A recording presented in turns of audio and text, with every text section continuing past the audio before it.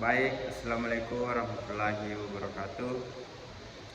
Kali ini saya akan membuat video bagaimana step by step terciptanya tenaga listrik, mulai dari pembangkit hingga sampai ke konsumen. Tugas ini saya buat untuk memenuhi tugas dari mata kuliah Sistem Energi Terbarukan dan Tenaga Listrik dengan dosen pengampu yaitu Ibu Mutmainah. Sebelumnya, perkenalkan, nama saya Andika Nandaksan dengan NIM 24 OSP 023.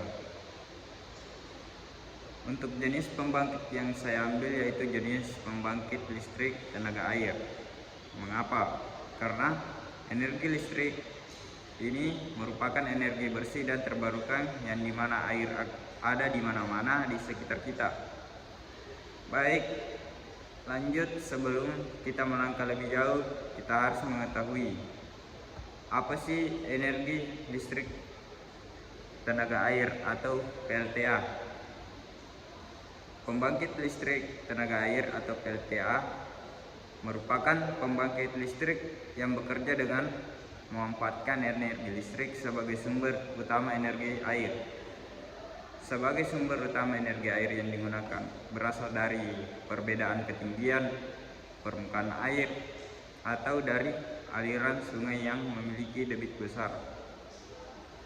Dalam PLTH, air tidak habis digunakan, melainkan dikembalikan ke sungai setelah memutar turbin, sehingga sistem ini ramah lingkungan dan berkelanjutan. Selain itu, PLTA juga memiliki keunggulan berupa biaya operasi yang relatif rendah dan umur pembangkitan yang panjang.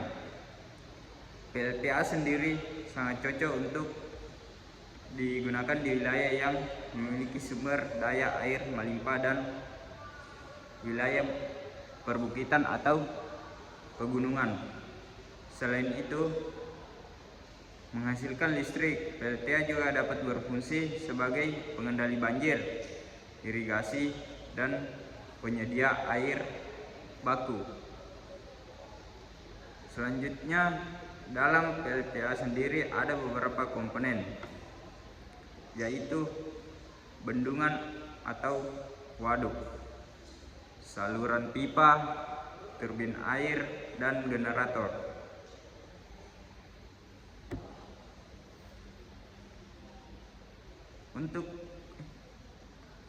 Untuk bendungan-bendungan tidak hanya berfungsi menampung air, tetapi juga mengatur kestabilan pasokan energi listrik. Dengan adanya bendungan, PLTA dapat beroperasi secara terus-menerus, meskipun debit air sungai berubah. Bendungan dilengkapi dengan pintu air dan spillway untuk mengontrol volume air serta mencegah kerusakan akibat kelebihan air. Komponen yang kedua yaitu saluran pipa pesat atau penstock. Penstock dirancang dari bahan baja atau beton bertulang yang kuat untuk menahan tekanan air tinggi. Diameter dan panjang penstock sangat mempengaruhi efisiensi sistem. Kehilangan tekanan dalam penstock sangat mempengaruhi efisiensi sistem. Harus diminimalkan agar energi air yang sampai ke turbin tetap maksimal. Selanjutnya yaitu turbin air.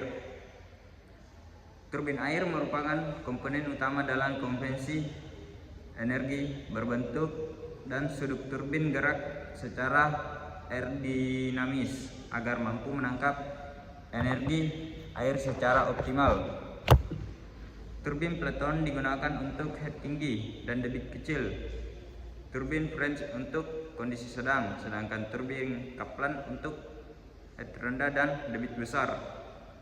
Kemudian yaitu generator. Generator di sini pada umumnya merupakan generator sejenis sinkron yang bekerja pada kecepatan tetap. Medan magnet pada generator dihasilkan oleh arus eksitasi, sehingga tegangan dan frekuensi listrik dapat dikontrol dengan baik. Adapun beberapa jenis turbin yang yaitu turbin Platon, Kaplan, Francis, dan Crossbow. Turbin peloton cocok untuk head tinggi, merupakan bucket dan jet air untuk menghasilkan energi. Turbin Kaplan ideal untuk head rendah karena menggunakan baling seperti propeller dengan sudut yang dapat disesuaikan. Turbin Prancis beroperasi pada head menengah, memilih sudut tetap dan sudut gerakan untuk efisiensi dan optimal.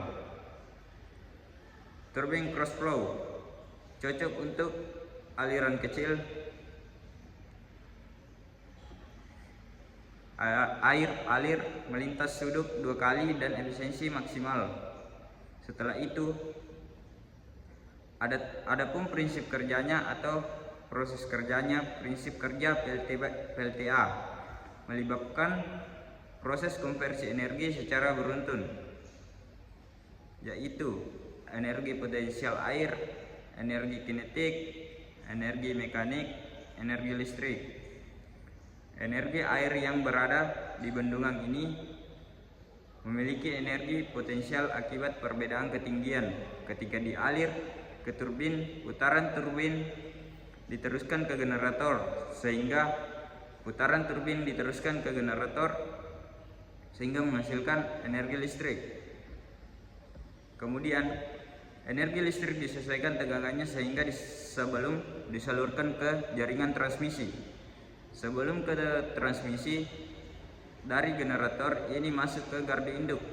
Gardu induk ini merupakan pusat pengendali tenaga listrik yang sangat penting dan dalam menjaga kestabilan sistem, saling mengatur tegangan. Kordindo juga berfungsi sebagai titik proteksi untuk mendeteksi gangguan dan memutuskan aliran listrik jika terjadi kondisi tidak normal. Ada beberapa jenis gardu induk, yaitu pertama gardu induk step up, step down, dan gardu induk distribusi dan transmisi. Menurut induk step up digunakan di dekat pembangkit listrik. Tegangan dinaikkan untuk mengurangi arus sehingga rugi-rugi daya akibat panas dapat diminimalkan. Jenis kedua yaitu gardu induk step down digunakan sebelum jaringan distribusi tegangan diterapkan agar aman digunakan oleh konsumen.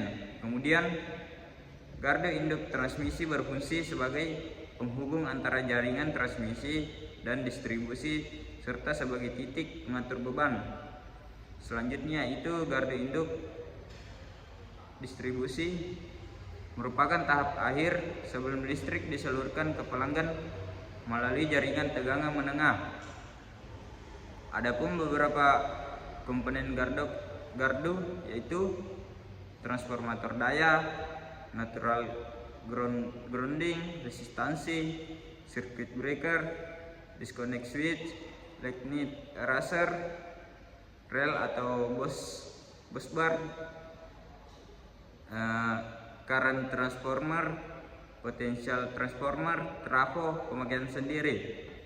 Untuk transformator daya dilengkapi dengan sistem pendingin seperti on dan on-off dan off-off untuk menjaga suhu kerja tetap aman. Selanjutnya itu neutral grounding resistansi atau NGR digunakan untuk mengurangi kerusakan pada peralatan dan meningkatkan keselamatan personel saat terjadi gangguan satu fase ke tanah.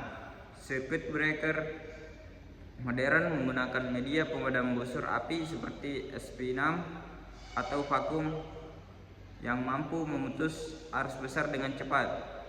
Disconnect switch tidak boleh dioperasi saat berbeban karena tidak memiliki kemampuan pemadaman busur api.